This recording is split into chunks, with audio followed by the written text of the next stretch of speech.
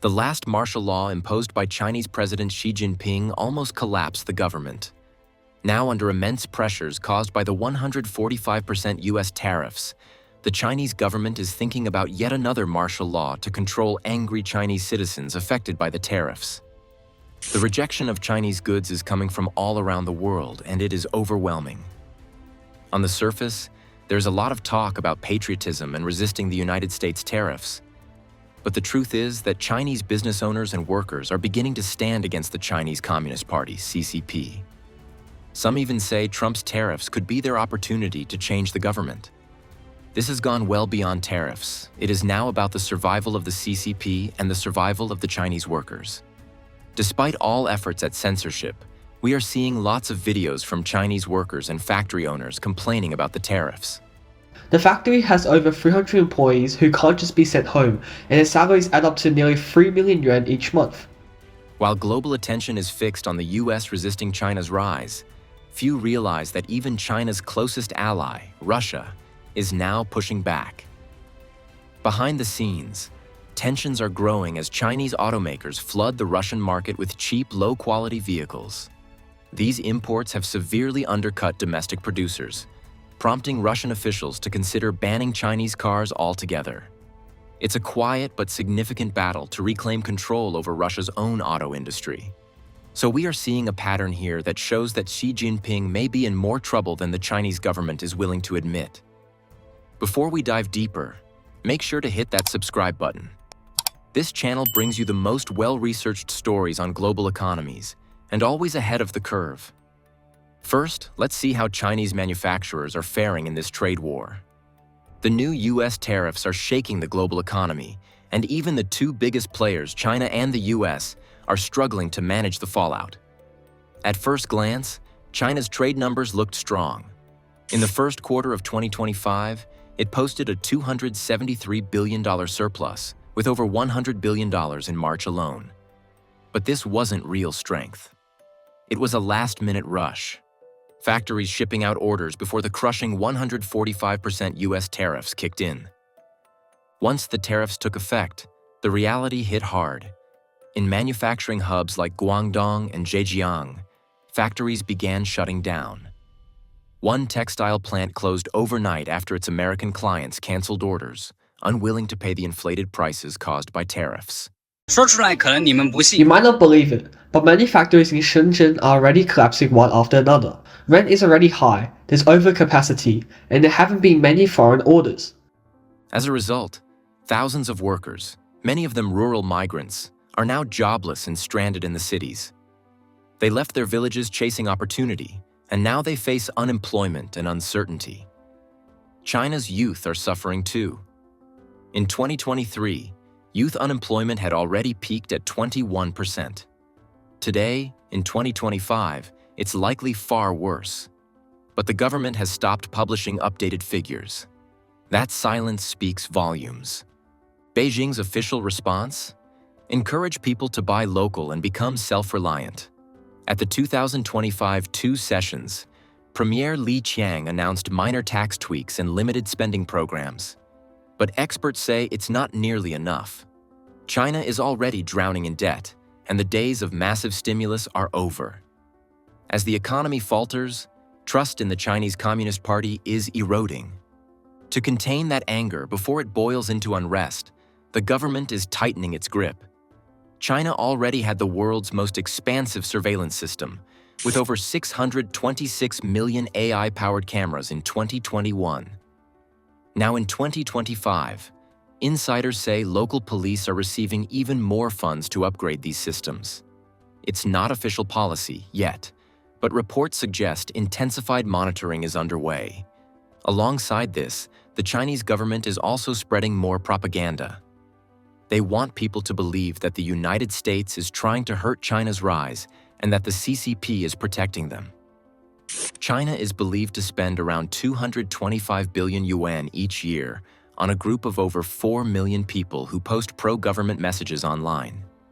These people are often called the 50-cent army because they are paid small amounts per post. Social media sites like WeChat and Weibo are filled with nationalistic content, blaming America for China's problems. There are also worries that the Chinese government is using foreign social media to influence global opinion, especially TikTok, which is owned by the Chinese company ByteDance. TikTok has become a powerful platform across the world, with over 170 million users in the US by 2023. Although TikTok is banned in China, it is still used as a tool to promote China-friendly messages abroad. Recently, some TikTok videos have claimed that expensive Western brands are secretly made in Chinese factories, and Americans are overpaying. These videos encourage people to buy directly from Chinese platforms like Temu, JD.com, or Alibaba.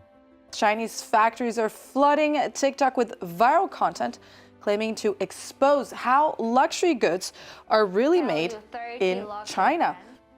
This isn't just clever marketing, it's economic warfare.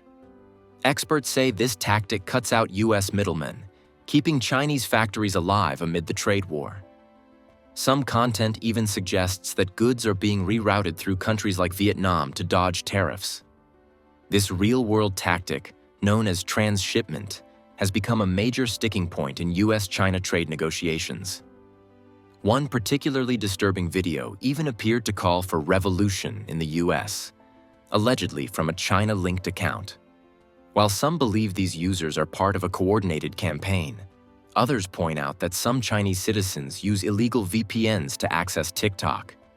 Without proof, it's hard to separate propaganda from personal opinion.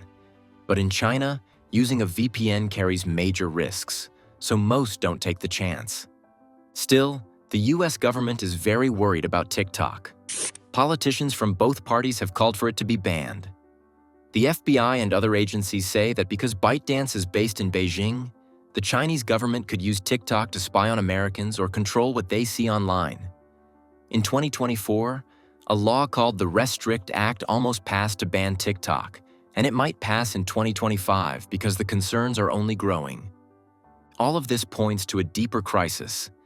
China's economic rise was built on making cheap goods for the world, especially for America, which bought nearly 14% of Chinese exports in 2023. Now that lifeline is slipping away, and with it, the foundation of China's economic model. In recent months, the world has started to push back hard against China's way of doing business. For many years, China became rich and powerful by making cheap products and selling them around the world. But now, many countries are saying that China is not playing fair. The focus is on China's trade problems, especially with steel. China is being accused of selling steel at very low prices in global markets. They are able to do this because the Chinese government gives money, called subsidies, to their steel companies. This makes it very hard for companies in other countries to compete. In 2024, China was investigated 198 times by the World Trade Organization, WTO, for things like dumping cheap products and giving illegal support to its industries. That is almost half of all the trade complaints in the world. Even more interesting is that most of these complaints didn't come from the US or Europe. They came from countries that are still developing, like India, Brazil, and Turkey. India made 37 complaints, Brazil 19, and Turkey 9. These are countries that China once claimed to be helping. But now they're saying China is hurting their economies. The steel issue is a major problem. China produces over half of all the steel in the world. They sell it at extremely low prices, often even below production costs, because the Chinese government subsidizes a large portion of the expenses. This has caused many steel factories in other countries to shut down. Workers are losing their jobs, and local industries can't survive. The WTO data supports the idea that China is using unfair trade methods. And now, even countries in the global south, the poorer countries China says it supports, are fighting back. But the trouble doesn't stop there. Even China's close partners are turning away. Pakistan is one of China's biggest loan recipients under the Belt and Road Initiative. Yet in 2024, Pakistan filed 5 complaints against Chinese companies. This is a big deal because Pakistan has always been very close to China. Russia, another strong partner, put sanctions on Chinese firms in early 2025. This is surprising because China has helped Russia during the Ukraine war by continuing trade. If Russia and Pakistan are now upset with China, something serious is going wrong. Back in February, Russia, one of China's closest strategic allies, began pushing back against Chinese dominance in its domestic car market. Since the start of the Ukraine war, Western car makers exited Russia due to sanctions, and China quickly stepped in to fill the gap. By 2024, Chinese car brands made up over 55% of all new car sales in Russia. Brands like Chery, Haval, and Geely became common on Russian roads, but this sudden takeover crushed the already struggling Russian auto industry. Now the Kremlin is taking action. The Russian government is offering new subsidies, tax breaks, and state support to revive its domestic car brands, particularly AvtoVAZ, which produces Lada and other local manufacturers. Officials say the reliance on Chinese imports has gone too far. There is growing resentment that Chinese companies, under the guise of friendship, used the crisis to dominate Russia's car market and weaken local production. Some Russian lawmakers are even calling for restrictions on Chinese auto imports to give local manufacturers a chance to recover. This development is striking. Russia, one of China's few major allies in its geopolitical standoff with the West, now finds itself a victim of Beijing's aggressive industrial strategy. It reveals a deeper truth that China's trade practices don't just upset the United States. Even close partners like Russia are beginning to feel betrayed. The pattern is clear.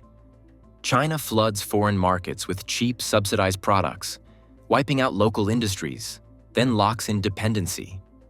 Whether it's steel in Brazil, electronics in India, or cars in Russia, more countries are waking up to the cost of doing business with Beijing.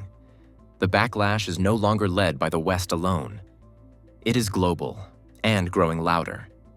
In an attempt to find solutions to the growing economic pressure, President Xi is going on a tour around the Southeast Asian countries known as ASEAN, with focus on Vietnam, Malaysia, and Cambodia. China's biggest export market right now is ASEAN, which bought $146 billion worth of Chinese goods in just the first 3 months of 2025. So losing this market would be a disaster. But here's the trick. A lot of the goods being bought in ASEAN countries are not for the local market. Instead, they are shipped again to the United States and other Western countries. These Southeast Asian countries are just a major route for Chinese businesses to ship goods to other countries and avoid tariffs on China. During his visits, Xi warned these countries about becoming too close to the US. He told them that China is a better and more stable trade partner. In Vietnam, for example, Xi said they should resist unilateral bullying, a phrase clearly aimed at the US, and stick with China. But behind the scenes, he was reminding them that they depend heavily on Chinese goods and investment. In the first quarter of 2025, Vietnam imported $30 billion from China and exported $31.4 billion to the US. That's a risky position. Vietnam wants to keep both superpowers happy, but it's becoming harder. Xi made many deals during this trip, 40 agreements with Vietnam alone, including projects for railways and supply chains. But Southeast Asian countries are worried. They know that if the US keeps high tariffs on Chinese goods, China might dump those goods into Southeast Asia at very low prices. That could destroy local industries in countries like Vietnam and Malaysia. So even though they accept China's deals, they are being very careful.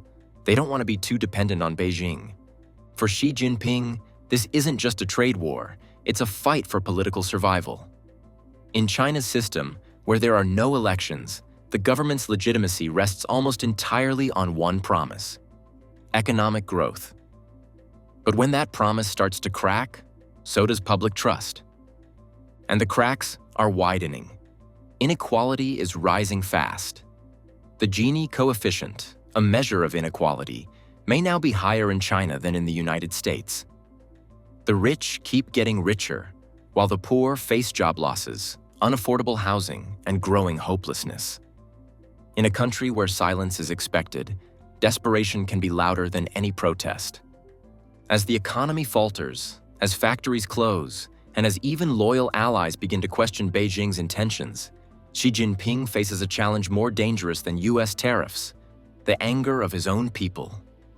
So the real question is, How long can Xi Jinping hold on before the pressure from within becomes greater than the threat from abroad? What do you think? Is China heading for a turning point?